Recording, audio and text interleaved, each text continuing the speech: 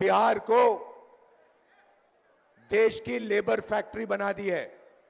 Smart meter जो अदानी का company है, जिसके खिलाफ आप लगातार आवाज उठाते रहे हैं, उसके खिलाफ पूरे बिहार में आंदोलन हुआ और कांग्रेस पार्टी अकेले सभी घरों से स्मार्ट मीटर उखाड़ने का काम किया कांग्रेस कार्यकर्ताओं के ताकत पर। ये हम लोगों ने किया है, लेकिन ये आपके सभी कांग्रेस कार्यकर्ता पूरे बिहार में धरना और प्रदर्शन करके उस आवाज को बुलंद करने का काम किया है। हम सभी साथियों को हृदय से बधाई देना चाहते हैं। हम केवल आपसे एक ही गुजारिश और अपील करना चाहते हैं कि आप जिस तरह से साउथ इंडिया उत्तर प्रदेश में समय देते हैं, उस तरह से बिहार को भी समय दीजिए। और बिहार को अगर आप समय दे देते हैं तो हम आपको इस मंच से कहना चाहते हैं कि हम 90 के पहले वाला कांग्रेस खड़ा करके दिखाएंगे। ये हम आपको भरोसा दिलाते हैं। यहाँ जितने साथी हैं सब उम्मीद करते हैं कि संगठन को ताकत दिलाने का आप काम करिएगा। हम लोग 50% से ज्यादा पिछड़े वर्ग और अक़लियत वर्ग के लोग हम लोगों ने जमा किया है। शकील खान और हम सभी सीनियर साथियों ने, तारिक अनवर साहब हो, रामजतन बाबू हों, सब लोग मिलजुल के लिस्ट दिए हैं। लेकिन अगर वो नहीं होता है तो इससे हम लोगों का थोड़ा प्रतिष्ठा सम्मान गिरता है। और आप ही सब कुछ है, हम लोगों के अभिभावक भी हैं, लीडर भी हैं। और आपके साहस और धैर्य को हम सैल्यूट करते हैं कि जब पूरे देश भर की राजनीतिक पार्टियां, देश भर के राजनीतिक लीडर्स जब सरेंडर कर गए, आप अकेला नेता हैं जो मोदी के सामने उनको आंख में आंख डाल के चुनौती देते हैं। इस जज्बे को हम सलाम करते हैं और उम्मीद करते हैं कि बिहार को भी न्याय का हक दिलाने तक आप इस संघर्ष को जारी रखिएगा। यही बिहार था जब पहली पंचवर्षीय योजना, दूसरी पंचवर्षीय योजना में नेहरू जी के समय में Bihar was the best administrated state in the country. ये कोई और नहीं कहा था, सरदार वल्लभ भाई पटेल ने कहा था। यही बिहार है जहां अकेले बिहार 27% चीनी नेशनल किटी में देने का काम किया था और 2% पर चला गया। डबल इंजन की सरकार है। ये बड़ा सवाल है। हम ज्यादा से ज्यादा समय जब आप मंच पर होते हैं तो कोई किसी को सुनना नहीं चाहता, मैं जानता हूं इस बात को। और इसलिए हम फिर पुनः आपका स्वागत करते हुए अपनी बात यहीं समाप्त करता हूं। जय हिंद, जय कांग्रेस पार्टी, जय राहुल गांधी। हमारे विधानसभा में लीडर डॉक्टर शकील भाई को मैं आमंत्रित करता हूं कि वो संक्षिप्त में राहुल गांधी जी का स्वागत करें। हयात लेके चलो, कायनात लेके चलो, चलो तो सारे जमाने को साथ लेके चलो। यही मिस्ताक, यही परन, यही कसम हमारे नेता राहुल गांधी जी का है। दो विचारधारा की लड़ाई इस मुल्क में चल रही है। कांग्रेस पार्टी अपने फ्रीडम स्ट्रगल के जमाने से लेकर आज तक गोडसे वादियों के साथ कभी कोई समझौता नहीं हो सकता है। हम अमन, आष्टी, प्रेम और मोहब्बत और इस मुल्क के तमाम अवाम की तरक्की चाहते हैं और वो नहीं चाहते जो दूसरी ताकतें हैं गोडसेवादियों की, कि इस मुल्क की एकता, इस मुल्क की अखंडता, इस मुल्क की दोस्ती, इस मुल्क का भाईचारा बना रहे। इसलिए ये लड़ाई हमारे सामने है। संविधान ने जो हमको प्रोटेक्शन दिया है, उस प्रोटेक्शन को बार बार रिएट्रेट करने के लिए राहुल गांधी जी पूरे हिंदुस्तान में घूम रहे हैं। इनका इस्तकबाल, सदर इकबाल आपके और इनके बीच में कोई दीवार बनना नहीं चाहता। मैं जानता हूं कि निगाह बुलंद और सुखन दिलनवाज वाले हमारे राहुल गांधी जी ने जो अलग जगह है इस पूरे मुल्क में सामाजिक न्याय और सामाजिक एकता की बात जो कही और मुल्क की तरक्की की जो बात कही है, वही हमारा ध्येय है, वही हमारा प्रण है। बहुत बहुत शुक्रिया। जय हिंद, जय बिहार, जय कांग्रेस। मित्रों, इस मुल्क की आजादी की लड़ाई की जो विरासत है और उस विरासत पर जो हमला हुकूमत से हो रहा है, उसके खिलाफ इस देश में एक नौजवान जो उस विरासत का वारिस है, सीना तान के खड़ा है पूरी हुकूमत के सामने। आपका नेता, देश का नेता प्रतिपक्ष और उसके उसके साथ साथ इस देश का भविष्य आपके सामने है। मैं उनसे निवेदन करूं उसके पहले मैं आपसे एक बात कहना चाहता हूं।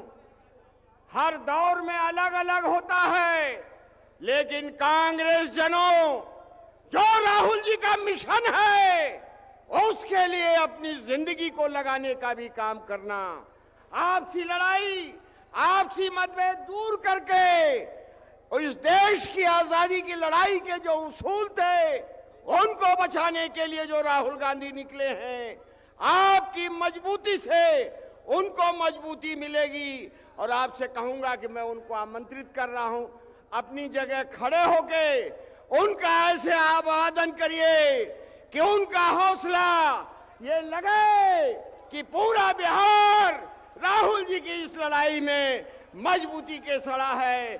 पदम आदरणीय देश के भविष्य माननीय राहुल गांधी जी को मैं आह्वान करता हूं कि वो हमें और बिहार के समस्त कांग्रेस जनों को संबोधित करें।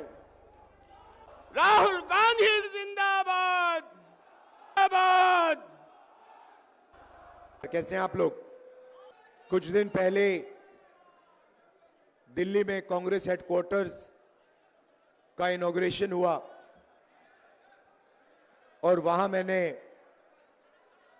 देश की स्थिति पर, देश की सिचुएशन पर भाषण दिया और वहां मैंने कहा कि कांग्रेस पार्टी ने देश की जनता के साथ मिलकर देश को ये संविधान दिया है और हमारा काम इस संविधान की रक्षा करने का है। हर कांग्रेस पार्टी के कार्यकर्ता का काम इस संविधान की रक्षा करने का है। मोहन भगवत जी कहते हैं कि जब ये कॉन्स्टिट्यूशन बना था तब हिंदुस्तान को आजादी नहीं मिली थी, हिंदुस्तान को उसके बाद आजादी मिली है। इसका मतलब मोहन भगवत खुलकर कह रहे हैं कि मैं संविधान को एक्सेप्ट नहीं करता हूं और मैं संविधान के खिलाफ हूं, क्योंकि अगर वो आजादी को मानने के लिए तैयार नहीं है तो इसका मतलब है कि वो संविधान को नहीं मानते हैं। और कोने कोने में बीजेपी, आरएसएस के लोग संविधान को खत्म करने में लगे हैं, हिंदुस्तान की गरीब जनता को कुचलने में लगे हुए हैं। देश का पूरा धन 20-25 अरबपतियों के हाथ जा रहा है। बिहार को देश की लेबर फैक्ट्री बना दी है। आप मेहनत करते हो, आप काम करते हो, आप जीएसटी देते हो, आप अपना खून पसीना देते हो और पूरा का पूरा धन, पूरा का पूरा फायदा 20-25 अरबपतियों के हाथ नरेंद्र मोदी कर देता है। संविधान की रक्षा सिर्फ कांग्रेस पार्टी का कार्यकर्ता कर सकता है। और मैं आपको एक और बात बोलना चाहता हूं कि यह विचारधारा की लड़ाई है और दो विचारधाराओं के बीच में लड़ाई है, यह भूलिए मत। एक संविधान की कांग्रेस पार्टी की विचारधारा, नफरत के बाजार में मोहब्बत की दुकान वाली विचारधारा, और दूसरी तरफ बीजेपी और आरएसएस की विचारधारा, नफरत और हिंसा की विचारधारा। इन दोनों के बीच में लड़ाई चल रही है और मैं आपको कह सकता हूं कि बीजेपी का मुकाबला विचारधारा से ही होगा, कांग्रेस पार्टी की विचारधारा से ही होगा, और बीजेपी का मुकाबला सिर्फ कांग्रेस पार्टी का कार्यकर्ता और उसकी विचारधारा कर सकती है।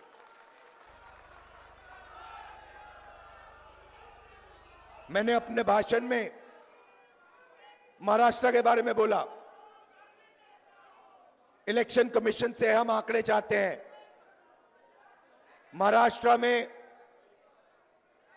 लोकसभा में और विधानसभा में 1 करोड़ वोटर का फर्क है। 1 करोड़ लोगों ने विधानसभा में वोट दिया और लोकसभा में वोट नहीं दिया था। हम जानना चाहते हैं कि इलेक्शन कमीशन से जानना चाहते हैं कौन लोग हैं, और हमने इलेक्शन कमीशन से कहा है कि आप हमें लोकसभा की महाराष्ट्र की वोटर लिस्ट दीजिए और विधानसभा की वोटर लिस्ट दीजिए, और इलेक्शन कमीशन हमें वोटर लिस्ट देने को तैयार नहीं है। यह देश के सामने सच्चाई है। अगला चुनाव बिहार में है और यहां पे यह क्रांतिकारी प्रदेश है। देश में जब भी बदलाव आता है यहां बिहार से आता है, आप लोग करवाते हो। और इसीलिए कांग्रेस पार्टी को, इंडिया गठबंधन को एक साथ मिलकर बिहार में बीजेपी और आरएसएस को हराना है। यह विचारधारा की लड़ाई है। आप सबको तैयार हो जाना चाहिए। आप बब्बर शेर हो कांग्रेस पार्टी के, बब्बर शेर हो, टाइगर हो। आप तैयार हो जाओ। बीजेपी और आरएसएस की विचारधारा को बिहार में हमें हराना है। इंडिया गठबंधन के साथ खड़े होकर बिहार में हम इसको हराएंगे।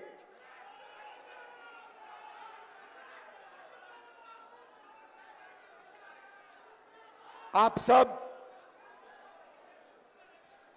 विचारधारा आपके खून में है, आपके डीएनए में है। आपको बताने की भी जरूरत नहीं है। आपने इतने प्यार से मेरा स्वागत किया। आप 24 घंटा कांग्रेस पार्टी की विचारधारा के लिए लड़ते हो। आप 24 घंटा आरएसएस बीजेपी के खिलाफ लड़ते हो और आप डरते नहीं हो। इसके लिए मैं आपको दिल से धन्यवाद करना चाहता हूं। बिहार पेपर लीक का सेंटर हो गया है। यहां पे पूरा शिक्षा का सिस्टम पूरा का पूरा बिक गया है। बिहार में युवाओं को रोजगार नहीं मिल सकता। बिहार में महंगाई बढ़ती जा रही है। गरीब लोग कुचले जा रहे हैं। इन लोगों के लिए कांग्रेस पार्टी को लड़ना है। किसानों के लिए, मजदूरों के लिए, गरीब लोगों के लिए, पिछड़ा वर्ग, दलित, इन लोगों के लिए लड़ना है। माइनॉरिटीज के लिए, सबके लिए लड़ना है। और यहां बीजेपी की विचारधारा को हराना है और कॉन्स्टिट्यूशन, संविधान की विचारधारा को जिताना है। आप सबका बहुत बहुत धन्यवाद, दिल से धन्यवाद। नमस्कार, जय हिंद।